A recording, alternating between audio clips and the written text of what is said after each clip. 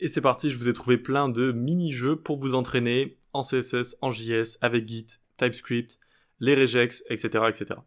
Donc le premier, c'est un exercice, c'est un mini-jeu qui s'appelle CSS Dinner, comme ça. Et donc vous allez devoir sélectionner les différents éléments sur le plateau. Alors attention, en bon développeur CSS, vous avez envie d'utiliser table comme ça, par exemple ici, pour créer une sélection qui va être plus restrictive qu'une sélection globale. Mais il n'accepte pas la sélection de table ici. C'est juste ce qu'il y a à l'intérieur, en fait. Voilà.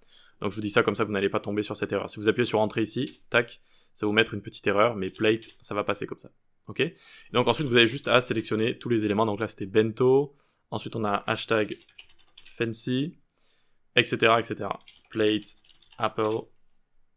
Et ça continue sur 32 mini-exercices. Ok, très bien, donc ça c'est pour la sélection. Ensuite, il y a le très connu Flexbox Froggy. Donc ça sert à s'entraîner avec Flexbox, mode de positionnement en CSS qui est très important à connaître. Il faut connaître Flexbox. Ça peut être un petit peu complexe quand on démarre avec pour comprendre les axes, quand on les retourne, etc. Mais vous allez rapidement vous y faire. Et ce genre de petit jeu, ça peut être très très utile. Donc à chaque fois, il faut mettre là ou les grenouilles sur les différents nénuphars. Ou le nénuphar. Donc ici, par exemple, Justify Content. Et je peux mettre Flex End. Et ça va le placer, hop là, tout au bout, juste ici.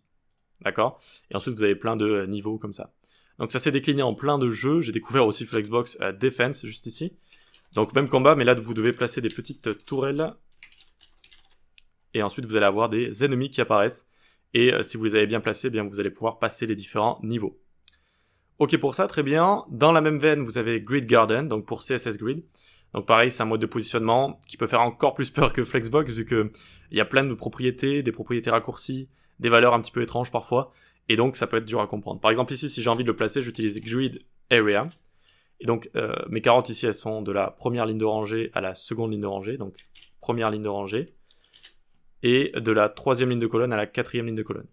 Donc on démarre ici, et on va aller jusqu'à 2, et jusqu'à 4, juste là. Donc ça, c'est si on veut faire la valeur complète, on peut faire des valeurs raccourcies, etc. Mais en gros, ici, c'est première ligne de rangée, seconde ligne de rangée, et troisième ligne de colonne, quatrième ligne de colonne. C'est début rangée, fin rangée, début colonne, fin colonne. Voilà comment on peut l'expliquer. Donc c'est un peu dur à comprendre au début, tout ça. En plus, ce sont des propriétés raccourcies avec plein de valeurs différentes juste ici. En fait, ça me sert juste à donner une R comme ça, par rapport aux lignes de rangée et aux lignes de colonne. Voilà, donc vous avez plein de niveaux si vous avez envie de vous entraîner. Ensuite, j'ai trouvé un autre site sur les sélecteurs CSS, encore une fois. Donc par exemple ici, le premier, si on clique sur B, hop, on a une erreur, C, on a une erreur, et ça sélectionne bien les liens juste ici. Ah, attends. Ensuite ici, ça sélectionne A, par exemple. Là, ça sélectionne les éléments B qui sont dans la première imbrication avec des parents A, donc hop, juste ici. Sinon, hop, ça met des erreurs partout. Et si vous voulez voir les réponses, vous pouvez cliquer ici et voir Answer ici. Ok ? Ensuite, vous avez un site qui s'appelle Jamstack Attack. Et vous avez plusieurs exercices à droite. Et vous pouvez aussi cliquer sur Random Game pour aller visiter un jeu au hasard. Par exemple, Edit One Thing ici. On clique sur Start New Game. Et vous allez avoir du code avec des erreurs. Et il faut trouver les erreurs. Par exemple, ici, c'est... Hop, il manque le petit chevron. Tac. Ici, par exemple, donc... Add a title to the document. Donc on a title, on a head ici. Hop. Etc. etc. Donc là c'était assez simple, mais plus vous allez avancer, plus ça va être compliqué. Et vous avez d'autres types de jeux, type out of order ici. Il faut replacer les éléments, donc par exemple dans une fonction JS ou dans une méthode, etc. Donc ça aussi ça peut être sympa. Voilà, donc vous avez plein de petits jeux ici pour vous amuser. Vous avez JS Robot aussi.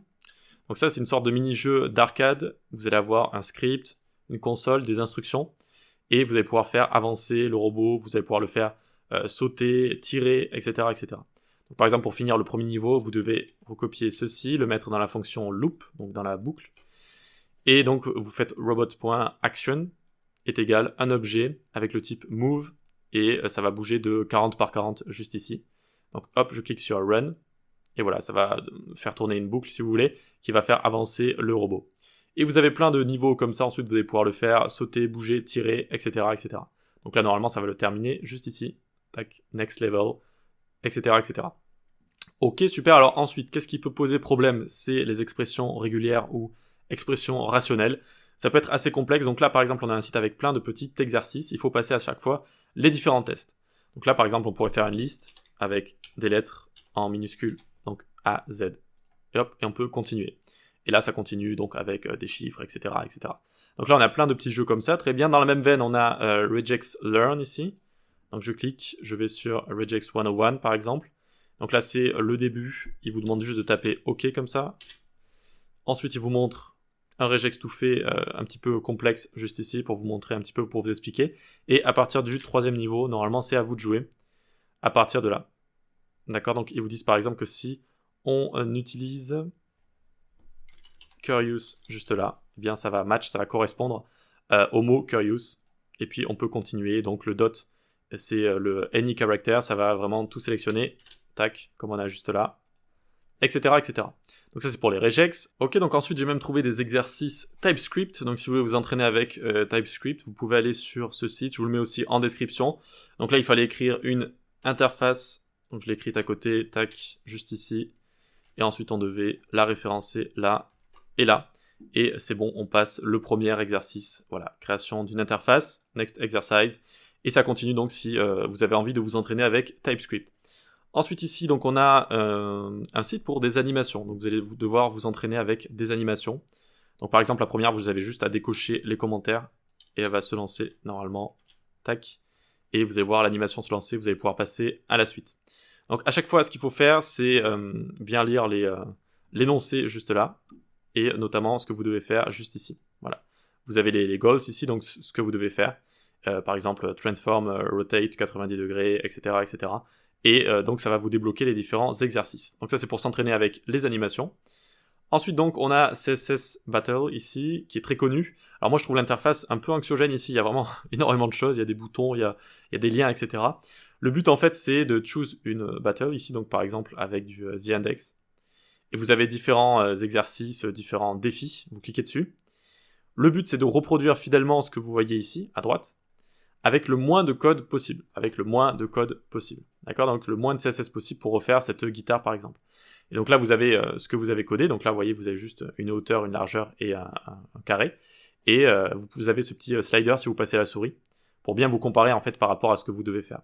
Voilà, donc le moins de code possible et un résultat qui est le plus proche de la réalité. Et avec ça vous allez gagner des points, etc. Et vous allez pouvoir vous placer plus haut dans le podium. Ok, donc ça c'est CSS Battle. Ensuite, il y a celui-là qui est très connu aussi, Coding Game.